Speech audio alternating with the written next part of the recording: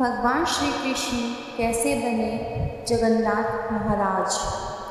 एक बार भगवान श्री कृष्ण सो रहे थे और निद्रा अवस्था में उनके मुख से राधा जी का नाम निकला। पटरानियों को लगा कि वह प्रभु की इतनी सेवा करती हैं, परंतु प्रभु को सबसे ज़्यादा राधा जी का ही स्मरण रहता है। रुक्मणी जी एवं अन्य रानियों ने रोहिणी जी से राधा रानी व श्री कृष्ण के प्रेम व ब्रज लीलाओं का वर्णन करने के लिए प्रार्थना की। माता ने कथा सुनाने की हामी तो भर दी, लेकिन यह भी कहा कि श्री कृष्ण व बलराम को इनकी भनक ना लगे। तय हुआ कि सभी रानियों को रोहिणी जी एक गुप्त स्थान पर कथा सुनाएंगी।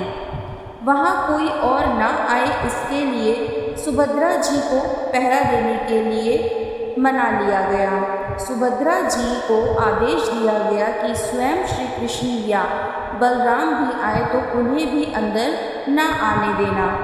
माता ने कथा सुनानी आरंभ की। सुभद्रा द्वार पर तैनात थी।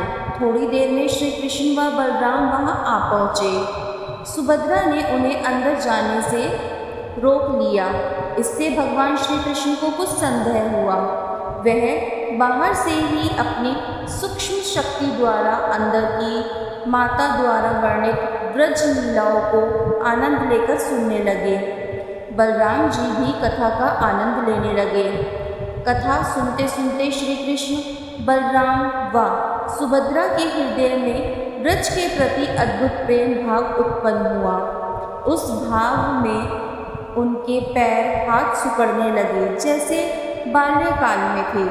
तीनों राधा जी की कथा में ऐसे विभोर हुए कि मूर्ति के समान जड़ प्रतीत होने लगे।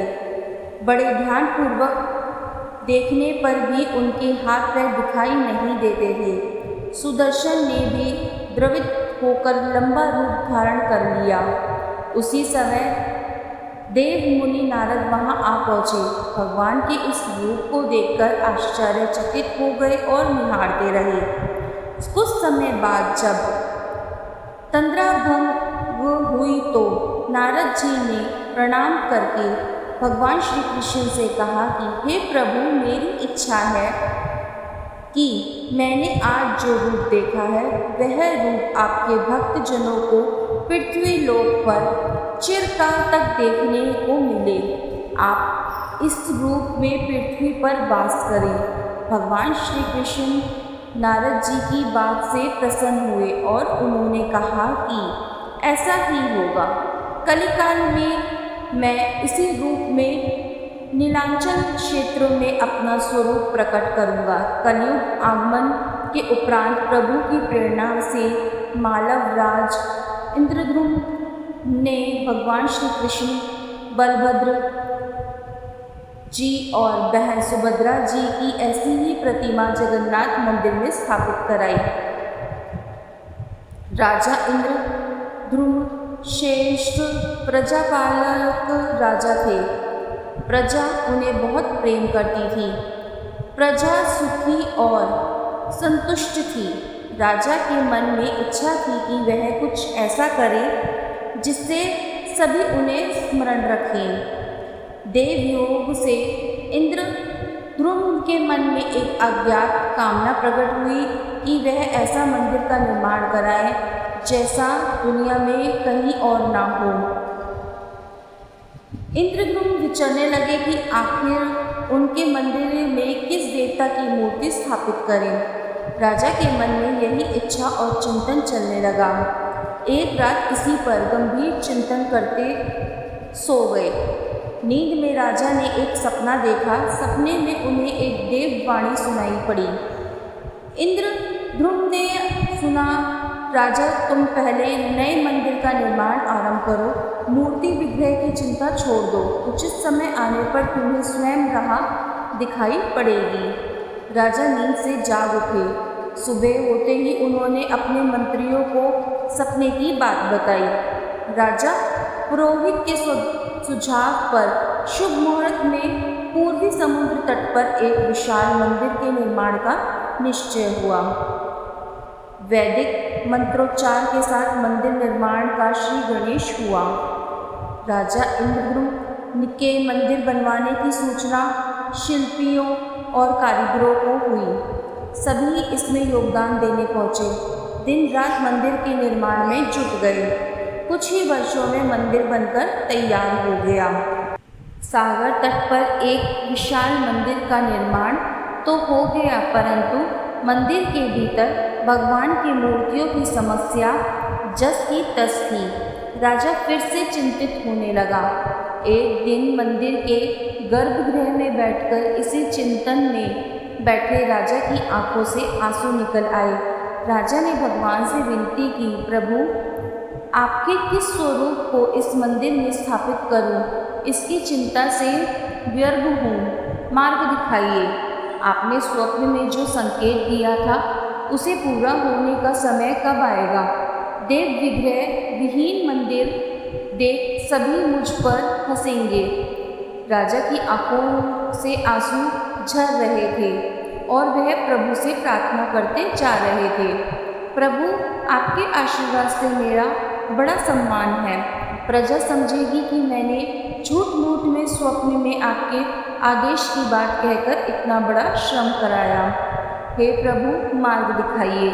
राजा दुखी मन से अपने महल में चले गए। उस रात को राजा ने फिर एक सपना देखा। सपने में उन्हें देववाणी सुनाई दी, राजन, यहाँ निकट में ही भगवान श्री कृष्ण का विग्रह रूप है। तुम उन्हें खोजने का प्रयास करो, तुम्हें दर्शन मिलेंगे। इंद्रद्युम्न ने स्वप्न की बात पुनः पुरोहित और मंत्रियों को बताई। सभी यह निष्कर्ष पर पहुँचे कि प्रभु की कृपा सहज प्राप्त नहीं होगी। उसके लिए हमें निर्मल मन से परिश्रम आरंभ करना होगा। भगवान के विग्रह का पता लगाने की जिम्मेदारी राजा इंद्रद्युम्न ने 4 विद्वान पंडितों को सौंप दिया। प्रभु इच्छा से प्रेरित होकर चारों विद्वान 4 दिशाओं में निकले। उन चारों में एक विद्वान थे विद्यापति। वह चारों में से सबसे कम उम्र के थे। प्रभु के विग्रह की खोज के दौरान उनके साथ बहुत से अलौकिक घटनाएं हुई। पंडित विद्यापति पूर्व दिशा की ओर चले। कुछ आगे चलने के बाद विद्यापति उत्तर की ओर मुड़े तो उन्हें एक जंगल दिखाई दिया। वन भयावह था। विद्यापति भगवान श्री कृष्ण के उपासक थे। उन्होंने श्री कृष्ण का स्मरण किया और राह दिखाने की प्रार्थना की। भगवान श्री कृष्ण की प्रेरणा से उन्हें राह दिखने लगी। प्रभु का नाम लेते वह वन में चले जा रहे थे। जंगल के मध्य उन्हें एक पर्वत दिखाई दिया। पर्वत के वृक्षों से संगीत की ध्वनि सुनाई पड़ रही थी। विद्यापति संगीत के जानकार थे। उन्हें वहाँ मृदंग, बंसी और करताल की मिश्रित ध्वनि सुनाई दे रही थी। यह संगीत उन्हें दिव्य लगा।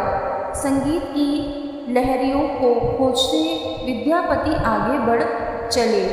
वह जल्द ही पहाड़ी की चोटी पर पहुंच गए। पहाड़ के दूसरी ओर उन्हें एक सुंदर घाटी दिखी, जहां भील नृत्य कर रहे थे। विद्यापति उस दृश्य को देखकर मंत्रमुग्ध थे। सफ़र के कारण थके थे, पर संगीत से थकान मिट गई और उन्हें नींद आने लगी। अचानक एक बाघ की गर्जना सुनकर विद्यापति घबराकर उठे। बाघ उनकी ओर दौड़ता आ रहा था। बाघ को देखकर विद्यापति घबरा गए और बेहोश होकर वहीं गिर पड़े।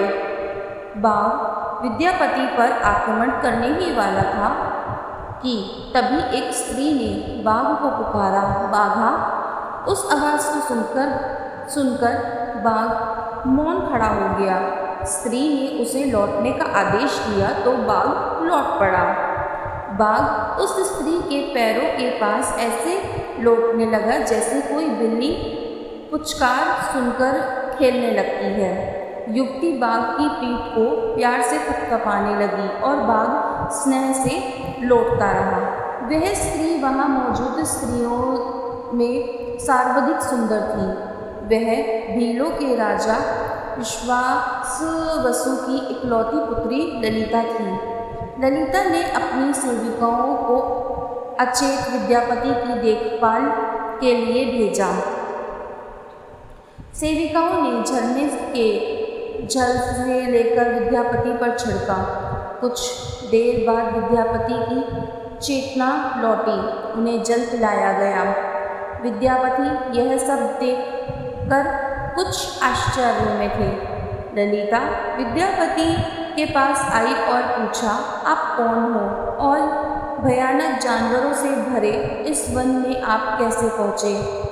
आपके आने का प्रयोजन बताइए ताकि मैं आपकी सहायता कर सकूं। विद्यापति ने मन से बाघ का भय पूरी तरह गया नहीं था। ललिता ने यह बात भांप ली और उन्हें सांत्वना देते हुए कहा, विप्रवर आप मेरे साथ चले। जब आप स्वस्थ हो तब अपने लक्ष्य की ओर प्रस्थान करो। विद्यापति ललिता के पीछे पीछे उनकी बस्ती की तरफ चल दिए। विद्यापति भीलों के राजा विश्वावसु से मिले और उन्हें अपना परिचय दिया। विद्यापति जैसे विद्वान से मिलकर बड़े प्रसन्न हुए। विश्वावसु के अनुरोध पर विद्यापति कुछ दिन वहाँ अतिथि बनकर रुके। वह भीलों को धर्म और ज्ञान का उपदेश देने लगे। उनके उपदेशों को विश्वावसु तथा ललिता बड़ी रुचि के साथ सुनते थे। ललिता के मन में विद्यापति के लिए अनुराग पैदा हो गया। विद्यापति ने भी भाप लिया कि ललिता जैसी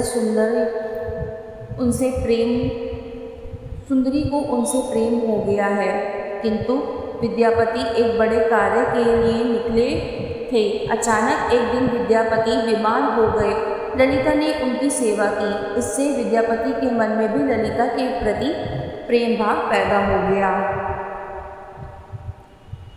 विश्वावसु ने प्रस्ताव रखा कि विद्यापति ललिता से विवाह कर ले।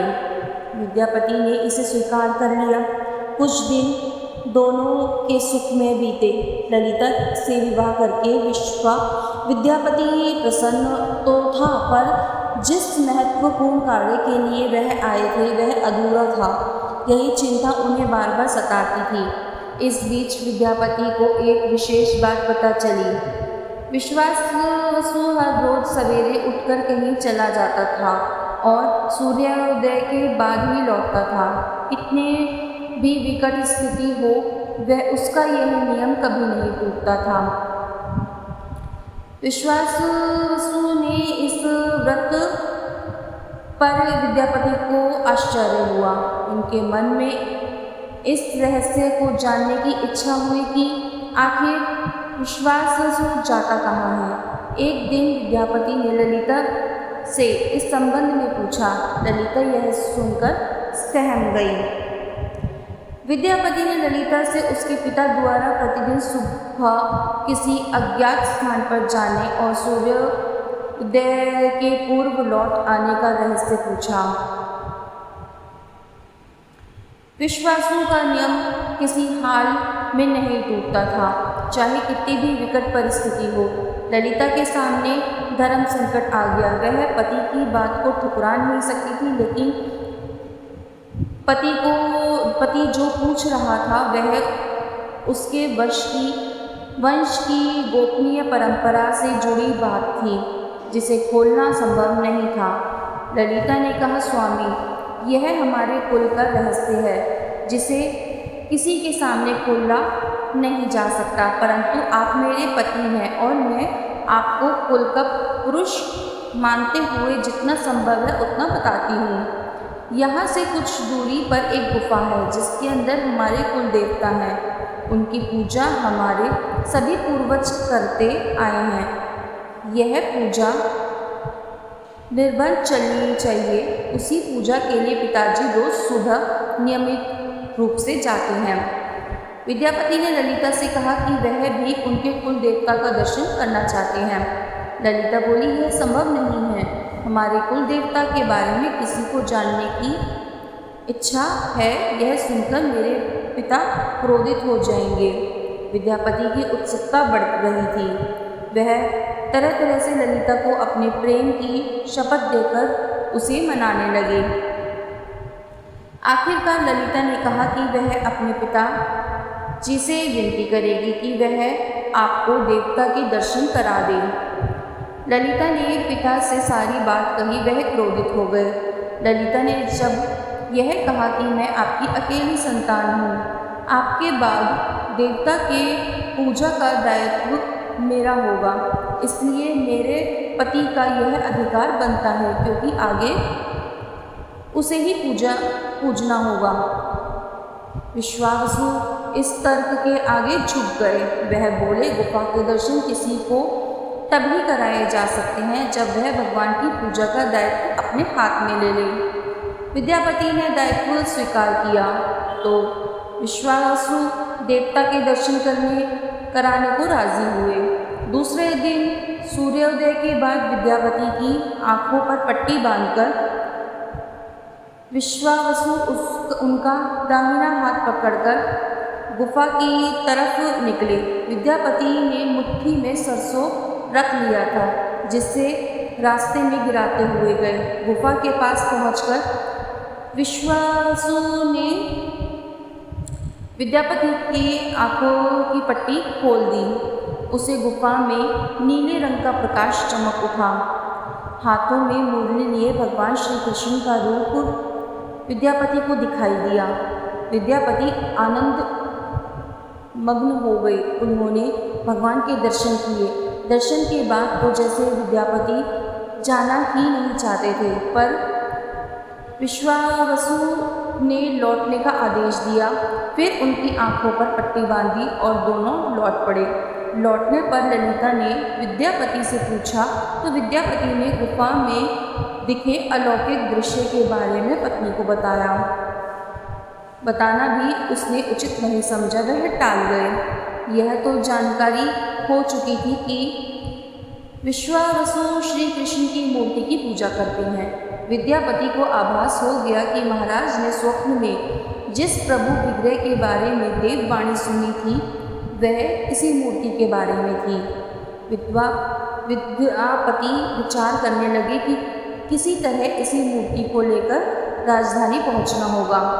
वह एक तरफ तो गुफा से मूर्ति को लेकर जाने की सोच रहे थे और दूसरी तरफ भीलराज और पत्नी के साथ विश्वासघात के विचार से उनका मन व्यथित हो रहा था। विद्यापति धर्म अधर्म के बारे में सोचते रहे।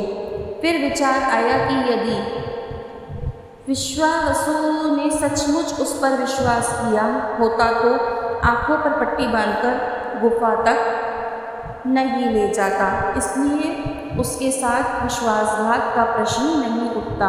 उसने गुफा से मूर्ति चुराने का मन बना लिया। विद्यापति ने ललिता से कहा, वह अपने माता पिता के दर्शन करने के लिए जाना चाहता है, वे उसे लेकर परेशान होंगे। ललिता भी साथ चलने को तैयार हुई तो विद्यापति ने यह कहकर समझा लिया कि वह शीघ्र ही लौटेंगे तो उसे भी लेकर जाएंगे। ललिता मान गई। विश्वावसु ने उसके लिए घोड़े का प्रबंध किया। अब तक सरसों के दानों से पौधे निकल आए थे। उनको देखता विद्यापति गुफा तक पहुंच गया। उसने भगवान की स्तुति की और क्षमा प्रार्थना के बाद उनकी मूर्ति उठाकर झोले में रख ली। शाम तक वह राजधानी पहुंच गया और सीधा राजा के पास गया। उसने दिव्य प्रतिमा राजा को सौंप दी और पूरी कहानी सुनाई। राजा ने बताया कि उसने कल एक सपना देखा कि सुबह सागर में एक कुंदा बहकर आएगा। उस कुंदे की नक्काशी करवाकर भगवान की मूर्ति बनवा लेना, जिसका अंश तुम्हें प्राप्त होने वाला है। वह भगवान श्री विष्णु का स्वरूप होगा। तुम जिस मूर्ति को लाए हो वह भी भगवान विष्णु का अंश है। दोनों आश्चर्यचकित थे कि उनकी तलाश पूरी हो गई है। राजा ने कहा कि जब भगवान द्वारा भेजी लकड़ी से हम इस प्रतिमा का बड़ा स्वरूप बनवा लेंगे, तब तुम अपने ससुर से मिलकर उन्हें मूर्ति वापस कर देना। उनके कुल देवता का इतना बड़ा विग्रह एक दिव्य मंदिर में स्थापित देखकर उन्हें खुशी ही होगी। दूसरे दिन सूर्योदय से पूर्व राजा विद्यापति तथा मंत्रियों को लेकर सागर तट पर पहुंचा। स्वप्न के अनुसार एक बड़ा कुंदा पानी में बहकर आ रहा था। सभी उसे देखकर प्रसन्न हुए। कई नावों पर बैठकर राजा के सेवक उस कुंदे को खींचने पहुँचे।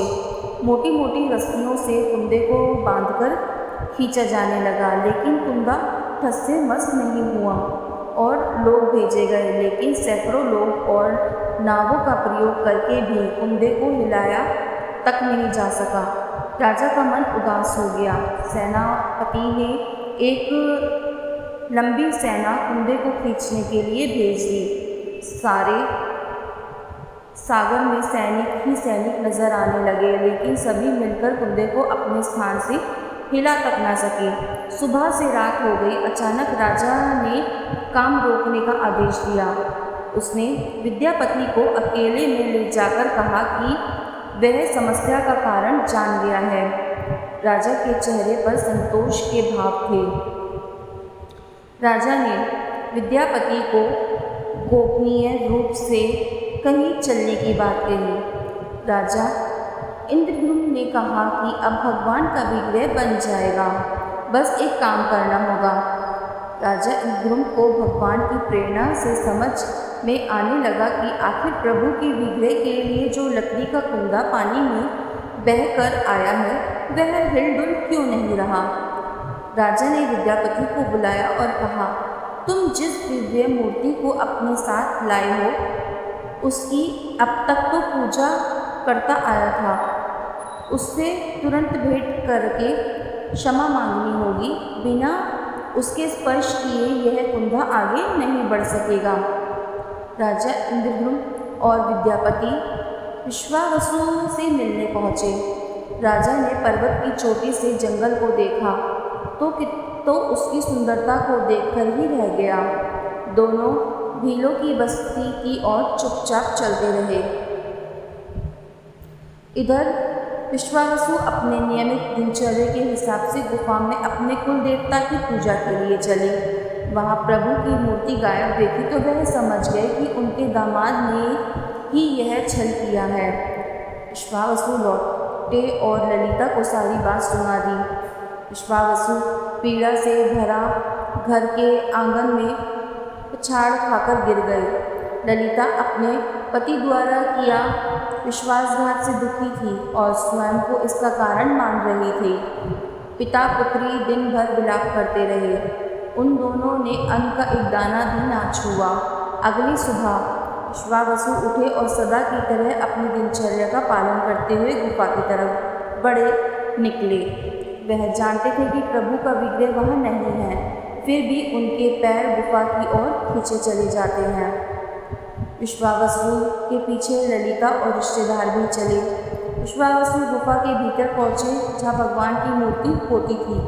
उस चट्टान के पास खड़े होकर हाथ जोड़कर खड़े रहे, फिर उस ऊंची चट्टान पर गिर गए और बिलख बिलख कर रोने लगे। उनके पीछे प्रजा भी रो रही थी। एक भील युवक भागता हुआ गुफा के पास आया और बताया कि उसने महाराज और उनके साथ विद्यापति को बस्ती की ओर से आता देखा है। यह सुनकर सब चौंक उठे। विश्वावसु राजा के स्वागत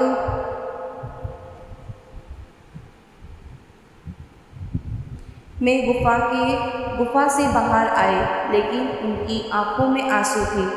राजा इंद्रद्युम्न विश्वावसु के पास आए और उन्हें अपने हृदय से लगा लिया। राजा बोले, भीलराज, तुम्हारे कुलदेवी की प्रतिमा का चोर तुम्हारा दामाद नहीं, मैं हूँ। उसने तो अपने महाराज के आदेश का पालन किया है। यह सुनकर सब चौंक उठे। विश्वावसु ने राजा को आसन दिया।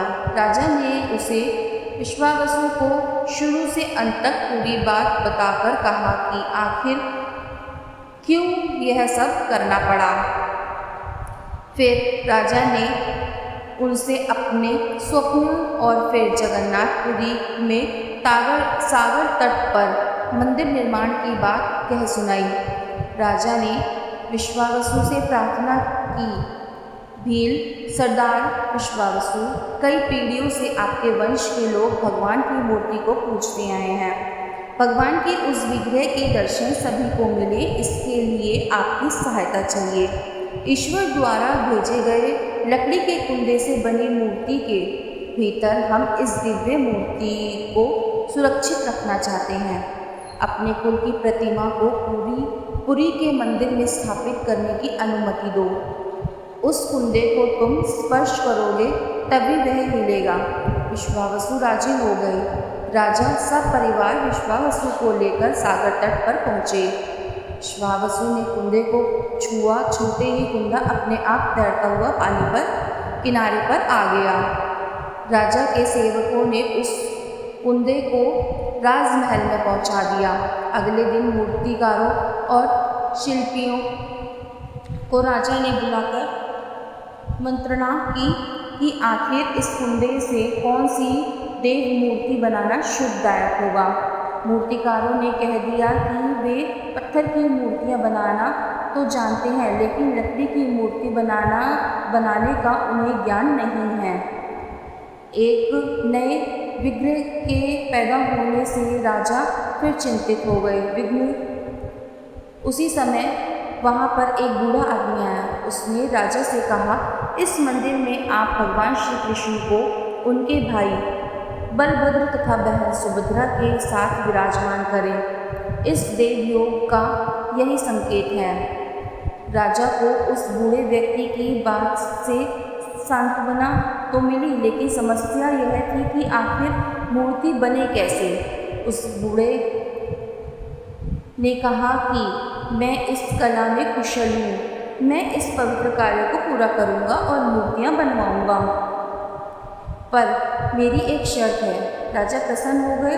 उनकी शर्त पूछी। बूढ़े शिल्पकार ने कहा, मैं भगवान की मूर्ति के निर्माण का काम एकांत में करूँगा। मैं यह काम बंद कमरे में करूँगा। कार्य पूरा करने के बाद मैं स्वयं दरवाजा खोलकर बाहर आऊँगा। इस बीच मुझे कोई नहीं बुलाएगा। राजा सहमत तो थे, लेकिन उन्हें एक चिंता हुई और बोले, यदि कोई आपके पास नहीं आएगा तो ऐसी हालत में आपके खाने पीने की व्यवस्था कैसे होगी। शिल्पी ने कहा, जब तक मेरा काम पूर्ण नहीं होता मैं कुछ खाता पीता नहीं हूँ। राज मंदिर में एक विशाल कक्ष में उस बूढ़े शिल्पी ने स्वयं को 21 दिन के लिए बंद कर लिया और काम शुरू कर दिया। भीतर से आवाज़ें आती थीं। महारानी गुंडीचा देवी दरवाजे से कान लगाकर अक्सर छैनी हथौड़े के चलने की आवाज़ें सुना करती थी। महारानी रोज़ की तरह कमरे के दरवाजे से कान लगाए खड़ी थी। 15 दिन बीते थे कि उन्हें कमरे से आवाज़ सुनाई पड़नी बंद हो गई। जब मूर्तिकार के काम करने की कोई आवाज़ ना पड़ी तो रानी चिंतित हो गई। उन्हें लगा कि वृद्ध आदमी है, खाता पीता भी नहीं, कहीं उसके साथ कुछ अनिष्ट न हो गया हो। व्याकुल होकर रानी ने दरवाजे को धक्का देकर खोला और भीतर झांककर देखा। महारानी गुंडीचा देवी ने इस तरह मूर्तिकार को दिया हुआ वचन भंग कर दिया था। मूर्तिकार अभी मूर्तियां बना रहा था, परंतु रानी को देखते ही वह अदृश्य हो गए। मूर्ति निर्माण का कार्य अभी तक पूरा नहीं हुआ था। हाथ पैर का निर्माण पूर्ण नहीं हुआ था। वृद्ध शिल्पकार के रूप में स्वयं देवताओं के शिल्पी भगवान विश्वकर्मा आए थे। उनके अदृश्य होते ही मूर्तियां अधूरी ही रह गई।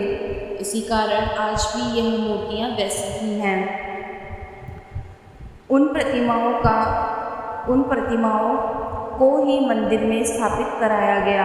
कहते हैं विश्वावसु संभवतः उस जरा बहेलिये का वंशज था जिसने अनजाने में भगवान श्री कृष्ण की हत्या कर दी थी। विश्वावसु शायद भगवान श्री कृष्ण के पवित्र अवशेषों की पूजा करता था। ये अवशेष मूर्तियों में छिपाकर रखे गए थे। विद्यापति और ललिता के वंश, जिन्हें दैत्यपति कहते हैं, उनका परिवार ही यहाँ अब तक पूजा करता था। जय श्री जगन्नाथ, जय श्री कृष्ण। अगर वीडियो पसंद आई तो हमारे चैनल को सब्सक्राइब करें। धन्यवाद।